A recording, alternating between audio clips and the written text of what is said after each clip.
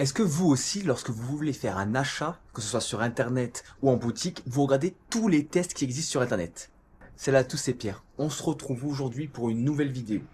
Je ne sais pas vous, mais moi, lorsque j'ai envie d'acheter quelque chose, que ce soit un produit technologique, que ce soit des habits type sport, chaussures, etc., j'ai toujours tendance à regarder beaucoup de tests sur Internet, que ce soit des tests à la fois écrits, articles ou des tests vidéo, pour savoir vraiment ce que ça vaut. Le problème, c'est que la majorité de ces tests, ils sont réalisés sur une semaine, 2 semaines, un mois pour les meilleurs, mais on n'a jamais de réelle utilisation long terme.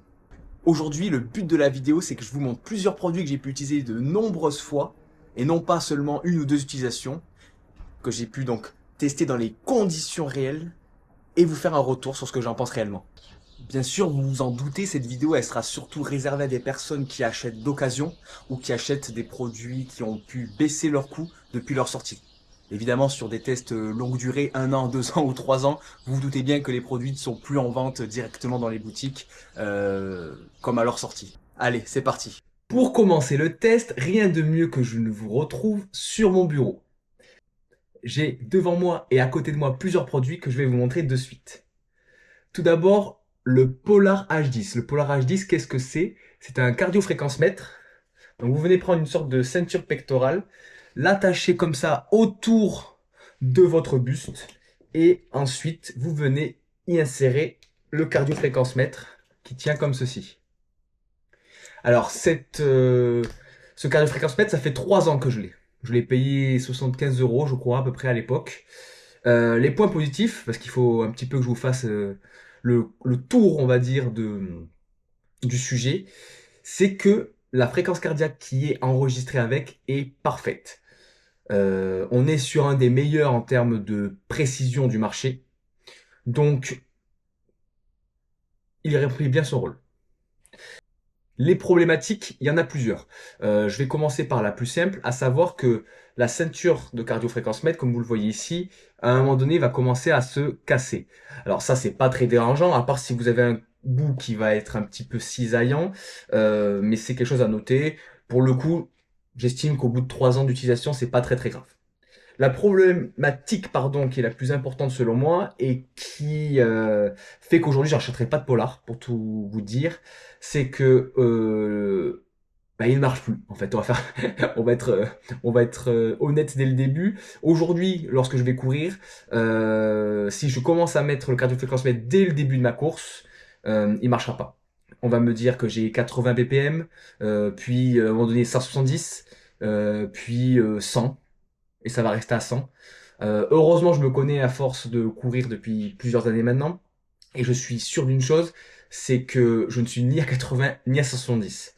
Et c'est un petit peu chiant parce que quand on veut vraiment suivre son BPM, tout simplement sa fréquence cardiaque, on a besoin de précision quoi.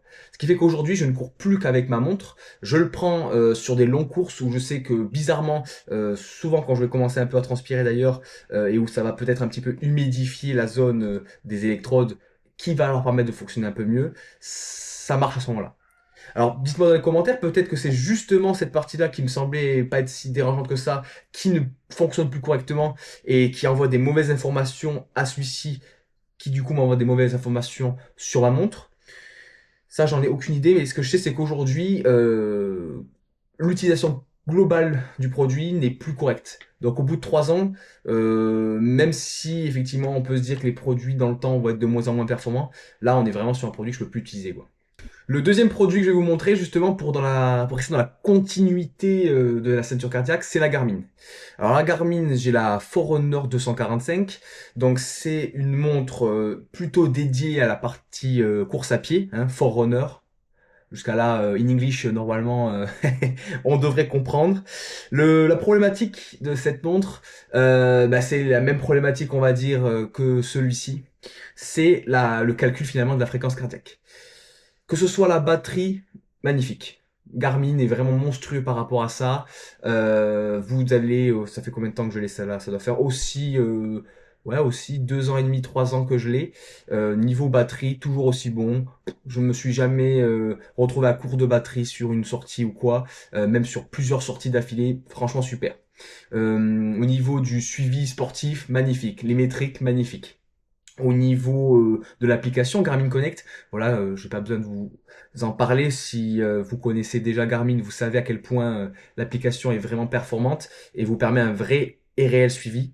La problématique, comme je le disais, est unique pour le coup, donc j'en suis très content finalement de cette montre, si je devais peser les pour et contre, c'est la partie fréquence cardiaque. Par contre, je précise, c'est uniquement dans certaines conditions, et c'est ça qui est intéressant. C'est dès qu'il fait froid. Dès qu'il fait froid, on va dire 10 degrés et en dessous, la montre n'est plus capable de bien enregistrer la fréquence cardiaque. Il fait 15, il fait 20, vous aurez plus ou moins des bonnes mesures. Dès que je sens, enfin dès que je passe en dessous de 10 degrés, je sens qu'il y a un problème. Je sens qu'elle va être trop haute. Là, ça fait 3 semaines, il fait plutôt froid chez nous. Et lorsque je vais courir, je me rends compte à chaque fois que ma fréquence cardiaque est au minimum 15 battements par minute au-dessus de ce que j'ai par habitude. Alors, si ça avait été 5, même 10, j'aurais pu me dire, bon, c'est moi, aujourd'hui je suis moins en forme. 15 battements par minute sur 3 sorties différentes. Bon, à un moment donné, je veux bien voilà, que les fêtes soient passées par là et que je n'ai plus la performance d'antan, mais j'estime qu'à un moment donné, je pense que le bracelet électronique là est peut-être responsable plus que moi. Voilà, mis à part ça, comme je vous dis, c'est une très bonne montre. C'est vraiment dommage d'ailleurs. Les solutions que j'ai trouvées, c'est essayer effectivement, bon, toujours, hein, quand vous utilisez une montre comme ça, c'est d'essayer de ne pas avoir trop de transpiration au niveau de votre peau. Bien sûr, si vous avez une peau plutôt mate ou des tatouages, ça peut venir un petit peu mal calculer votre fréquence cardiaque. Mais ça, c'est global, j'ai envie de vous dire. C'est pas uniquement par rapport au froid. Ce qui est dommage, c'est ça, c'est de se dire bah, que on a une mesure qui est différente dans des conditions différentes malheureusement. Pour rester dans l'univers de la course à pied, si vous courez souvent et si vous avez fait comme moi trop de volume trop rapidement, vous savez ce qui se passe, on se blesse. Voilà, tout simplement en course à pied. Ça peut être le syndrome de l'essuie-glace, ça peut être des problèmes de cheville ou de genoux autres, problèmes de hanche, peu importe. Pour mon cas, j'ai eu plusieurs fois des syndromes de l'essuie-glace et de par mes différentes pratiques sportives, les genoux en bavent assez souvent.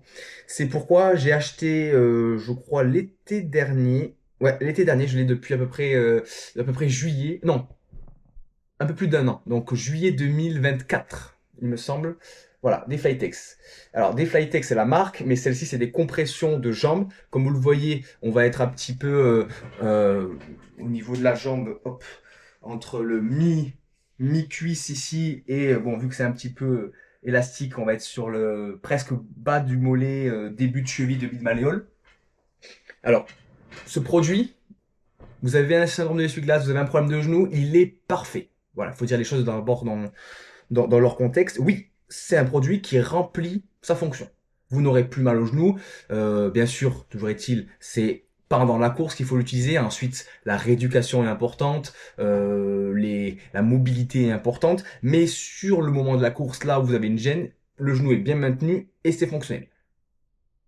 Par contre, vous vous doutez bien que si je vous parle du produit, c'est qu'il y a aussi des problèmes. Et le problème, j'en rigole parce qu'en fait, ça me fait chier, je vais vous dire les termes. Je ne l'ai utilisé que 10 ou 15 fois depuis que je l'ai parce que, ben, heureusement, j'ai pas tout le temps mal au genou. Et en fait, il tombe maintenant. C'est-à-dire qu'au début, c'est ma taille. Encore une fois, les fêtes sont peut-être passées par là, mais j'ai pas perdu 10 cm de tour de cuisse. Et pourtant, en fait, je ne peux plus le mettre aujourd'hui sans qu'il tombe pendant la course. Alors, vous me direz, oui, mais si ça tombe une fois pendant la course, c'est pas grave. Et ça, je suis 100% d'accord avec vous. Le problème, c'est que je suis obligé maintenant de le relever, de le remonter toutes les 5 à 10 minutes. Heureusement, c'est quasiment que des entraînements que je fais, donc je marche un peu, je me le remets. Mais sur une vraie compétition, là où je n'ai pas le temps de m'arrêter, je ne peux plus me permettre de les mettre. Et ça fait, ben, je le redis, ça embête, c'est embêtant, hein, pour rester poli pour ce coup-là, de se dire qu'on utilise des produits qui ont un certain coût malgré tout, pour que au bout de 15 utilisations, même pas, il ne soit plus fonctionnel en fait. Et oui, on pourrait croire que l'élastique est encore bon, mais en fait, ils ne tiennent plus. Et c'est vraiment dommage parce que j'aime beaucoup la marque. J'ai même utilisé et acheté en tout cas, pardon, dernièrement, on va dire leur pas compression, c'est pas le mot, mais leur protection de genoux pour les sports de combat, qui bon, je les ai pas assez utilisés pour faire encore un avis, qui m'ont l'air plutôt bons pour le moment, bien que utilisant comment ça s'appelle des rash guards collants, ils ont tendance à glisser un peu, mais ça c'est normal. C'est-à-dire qu'ils sont pas directement sur ma peau, donc je leur en veux pas entre guillemets. Et puis je cours pas, donc au final, bon pendant le cours, je me les remonte, c'est pas très grave. Mais bon, c'est dommage parce que j'aime beaucoup ce produit et c'est embêtant de se dire que après si peu d'utilisation, c'est plus fonctionnel quoi. Alors, pour continuer cette démonstration de test de différents produits, je vais vous montrer un objet qui sort un petit peu du sport parce que là, on était en train de faire une vidéo sportive sinon. C'est un objet beaucoup plus technologique que j'utilise tous les jours. Donc le voici, c'est ce clavier et cette souris, donc Logitech MX Master, je crois que c'est le nom, voilà, MX Master MS 3S pardon pour la souris, et celui-ci j'ai oublié son nom pour tout vous dire, Logitech, j'ai pas bien fait mes devoirs, on va dire MXKS. Donc comme vous voyez, les deux ne sont pas qu'en plastique, alors bien qu'il y ait du plastique, mais on est quand même sur une partie aluminium et un poids quand même qui est conséquent par rapport à un clavier qui serait uniquement en plastique. C'est donc, comme vous le voyez aussi, un clavier et une souris qui sont en Bluetooth et qui permettent, comme vous le voyez ici, hop, 1, 2, 3, d'avoir jusqu'à 3 appareils différents connectés. On le voit ici aussi, hop, 1, 2 et 3. C'est franchement, j'ai rien à dire en fait de négatif sur ce produit-là pour le coup. Ça fait au moins un an que je l'utilise quotidiennement sur deux PC en même temps. Donc en fait c'est même super quoi parce que j'ai un clavier, une souris pour deux PC différents. J'ai juste à switcher en cliquant sur le 2. Je passe de l'un à l'autre. Enfin, j'ai même pas de négatif à dire.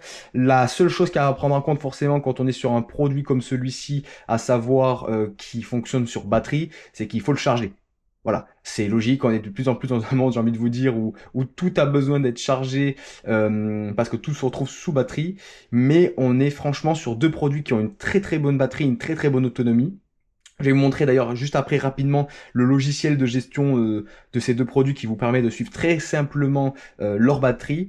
Pour le coup, celui qui a un peu, qui dure un peu moins dans le temps, c'est le clavier. Je pense que le rétroéclairage y joue pour beaucoup. Voilà, si vous vous retrouvez avec, alors je vais essayer de l'augmenter au maximum. Voilà, si vous vous retrouvez avec le clavier qui est full rétroéclairé, forcément vous allez avoir une batterie un petit peu moindre. Donc c'est à vous de gérer cela. Pareil, la souris n'a pas de rétroéclairage, donc de ce fait, elle va durer un peu plus longtemps.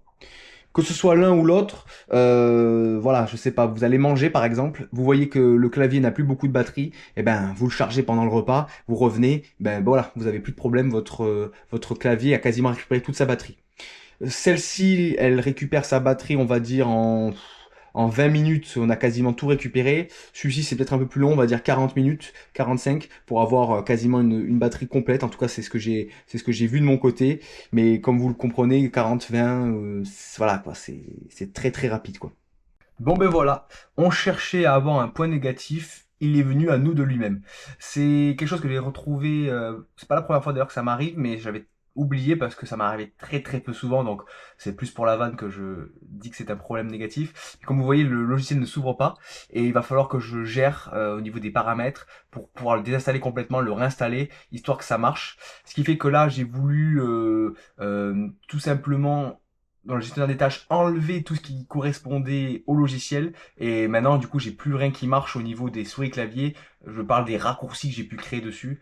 Donc là, il va falloir que je le désinstalle, je le réinstalle. Et à ce moment-là, tout ce qui va être raccourci au niveau, vous voyez, des touches comme celle-ci, du clavier, les raccourcis, tout remarchera à ce moment-là. Voilà. Mais bon, malheureusement, je voulais vous montrer, je ne pourrais pas. Au niveau de l'outil, quand vous êtes dessus ensuite, vous allez avoir la batterie du clavier, la batterie de la souris, et ça va vous permettre de savoir quand est-ce qu'il est pertinent de les recharger. Alors pour finir, on se retrouve dans mon salon, et je pense que vous voyez déjà un des éléments que je vais vous présenter juste après. J'en profite pour vous dire que j'ai mis un paramètre que je ne connaissais pas sur la caméra, le mode portrait. Alors, vous allez me dire, mais Pierre, t'as quel âge? T'as 80 ans pour ne pas connaître le mode portrait? Je précise sur la caméra que j'utilise. Hein, bien évidemment, je connais ce mode. Je ne savais pas qu'il y était présent. Je ne sais pas d'ailleurs si ça change quelque chose. Je ne vois pas de flou en arrière-plan, par exemple. Donc, écoutez, si je suis plus beau gosse, tant mieux. Si ça ne change rien, vous pourrez me le dire en commentaire, ça m'intéresse. Bon, sans plus attendre, je vais vous présenter ce que vous voyez juste là. Et je vais vous en parler et vous en dire 2 mots. C'est parti. Donc vous l'aurez compris, c'est pour les petits détenteurs d'animaux à 4 pattes de type chat. On est sur une litière 4 Link. On en avait marre, je vais pas vous mentir, de venir enlever les besoins du chat tous les jours. Ok, déjà que bon, on fait pas mal pour lui. Je me suis dit, est-ce qu'on n'aurait pas un moyen d'automatiser le tout? C'est pourquoi on a fait l'achat de cette superbe litière auto-nettoyante. Donc en fait ici vous avez un compartiment en haut, hop, comme vous le voyez ici, qui permet de garder tous les besoins. Hop, le petit animal s'insère à l'intérieur, on voit qu'il y a d'ailleurs des petits restes. Et on a une grille juste au fond qui permet tout simplement, je vais vous faire une démonstration maintenant, hop, lorsque il est allé dedans. Alors là, pour le coup, la plupart du temps, c'est pas à nous de le faire, hein, c'est le but de l'automatisme. C'est que il va y avoir tout simplement une gestion du poids, et dès que la machine va savoir que l'animal est passé, et au bout de 5 minutes après, donc ça on peut le régler directement sur une application dédiée, ça va venir nettoyer.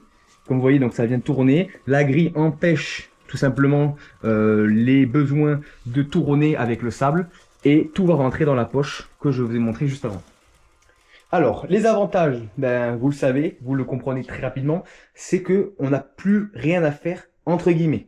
On laisse le chat aller faire ses besoins quand il en a envie, peu importe le besoin d'ailleurs. La machine d'elle-même va faire son petit demi-tour au bout de 5 à 10 minutes après, et ça permet, pendant une semaine, de ne pas avoir à gérer les besoins du chat. Et au bout d'une semaine, on va venir ouvrir la trappe, comme je vous l'ai montré juste avant, au-dessus de la machine. Et tout simplement, en ayant ouvert la trappe, écoutez, on va récupérer la poche, la mettre à la poubelle, et tout va bien. L'inconvénient de cette machine, non seulement, c'est que niveau hygiène, si à un moment donné, c'est comme toute litière, j'ai envie de vous dire, il faut la laver. Donc à un moment donné, il va falloir tout simplement sortir tout le sable, si possible, quand on est sur une fin d'utilisation, pour pouvoir la nettoyer convenablement, voilà, nettoyer l'intérieur, l'extérieur de la boule, la désinfecter, tout simplement pour que le petit chat, il chope pas de merde. Mais ça, c'est pas vraiment un problème. Ça, c'est, j'ai envie de vous dire, chaque litière qui doit le faire. Ici, il est là le problème, c'est qu'en fait, on a, hop, comme vous voyez, une sorte de solution chlorée qui permet tout simplement de désinfecter, de désodoriser. Vous voyez, on a des petits trous ici, et le but, c'est vraiment de désodoriser tout simplement la litière et tout l'espace autour. Le problème, c'est que ces trucs là ça coûte très cher. On est sur je vous mettrai le prix, je pense, je vous mettrai le prix là sur l'écran quand je l'aurai retrouvé, mais pour l'utilisation, voilà, au bout d'un mois, même pas, ça marche plus. Bon, je viens de le sentir là en plein nez, oui on le sent, mais le truc c'est qu'en fait ça marche pas très bien, quoi. Ça marche pas très bien. Alors oui, pendant un certain temps, vous n'aurez pas trop d'odeur, à part si vous êtes plus ou moins proche, voilà, sur le canapé, vous pouvez le sentir. Mais ça dure pas très longtemps dans le temps, malheureusement. Voilà, c'est le seul point négatif. Et aussi, le deuxième point négatif, forcément, c'est que si le petit, il se loupe, et qu'il vient faire ses besoins, écoutez, pas loin de cette rainure, vous aurez un petit cadeau, c'est-à-dire de devoir tout nettoyer, sortir la boule, nettoyer le dessous, parce que ça va venir bien s'écraser. N'est-ce pas? Eh oui, n'est-ce pas? Allez. Pour finir et rester sur l'aspect technologique, je vous montre Robert. Alors pourquoi Robert? Je ne sais pas, je ne sais plus. Mais tout simplement notre petit robot aspirateur, donc Silvercrest, donc c'est-à-dire la marque Lidl. Il coûtait 100 € quand on l'a acheté. On avait eu des réductions à ce moment-là, et tant mieux. Pour la partie donc maintenant qualité du produit, écoutez, c'est un aspirateur robot, donc il va venir vous nettoyer la pièce principale à minima tous les jours, plus ou moins bien. Nous vraiment, je trouve que ça a un intérêt au jour le jour, voilà. Le salon notamment, la salle à manger où on va avoir toujours un peu de bouffe par terre, enfin ou que sais-je, vous voyez, des petites miettes, des petits poils de chat, ou vu qu'il va dehors ici, il va nous rentrer des petites merdes à l'intérieur. Donc ça permet vraiment de faire un petit dégraissage, un petit nettoyage assez rapide, un petit peu tous les jours. Et ça, c'est vraiment un bon aspect, c'est vraiment super. Les points négatifs, parce qu'il y en a plusieurs, on est vraiment sur un modèle entrée de gamme. Donc, non seulement il ne va faire que nettoyer, on va dire, la poussière. Comme vous le voyez, il va juste utiliser ces petits rotatifs là, ces petits hélicos et ces petites hélices pardon, et venir aspirer ici. Et il n'y a aucun radar ou quoi que ce soit. Hein. C'est vraiment, il fait il se promène. S'il rencontre un obstacle, hop, il va venir taper dedans. Ici, on voit que, hop là, je fais tomber. Ici, on voit que, voilà, ça peut cliquer. Donc en fait, dès qu'il va venir taper, mais il a un algorithme pour dire bon, je fais demi-tour. Mais bon, mis à part ça, en fait, il n'a pas vraiment d'intelligence ce robot. Désolé, hein, n'écoute pas trop ce que je te dis. Mais voilà, pas très intelligent le robot. Il va surtout, tout simplement faire sa vie, aspirer. Des fois, il va aspirer 5 minutes et oula oula. Voilà, il s'excite. Des fois, il va respirer 5 minutes et il va s'arrêter. Attendez, je vais l'éteindre pour que ça. Voilà. Donc des fois 5 minutes, pardon, je disais, et s'arrêter. Des fois, ça va durer 1 heure, on ne sait pas pourquoi. Il va aspirer des fois super bien, pas de souci. Des fois, il va se perdre en chemin. Parce que forcément, comme je dis, vu qu'il sait pas où il va, il va rentrer dans un obstacle, il va s'accrocher à quelque chose, il va s'y perdre. Non, c'est quoi? C'est Robert. Et deuxième point négatif, c'est que le réservoir est extrêmement petit, comme vous le voyez ici. Voilà, il est déjà plein. Je le vide tous les 4 jours à peu près. Ouais, 4 jours. Enfin, 4-5 jours, allez, peut-être. Donc bon, ma maison, elle est pas pourrave au point qu'on puisse penser que c'est uniquement pour ça. Non, c'est vraiment que le réservoir est très très petit. Très vite, il en fait le tour. Et très vite, on se retrouve du coup à devoir le changer, le vider, pardon. Donc, si aujourd'hui je devais racheter un robot aspirateur, déjà je prendrais un robot aspirateur laveur, à minimum avec les mops, je sais plus comment on appelle ça, les serpillères, voilà, en dessous, et si possible et encore mieux avec, pourquoi pas, la partie vraiment rotative des serpillères.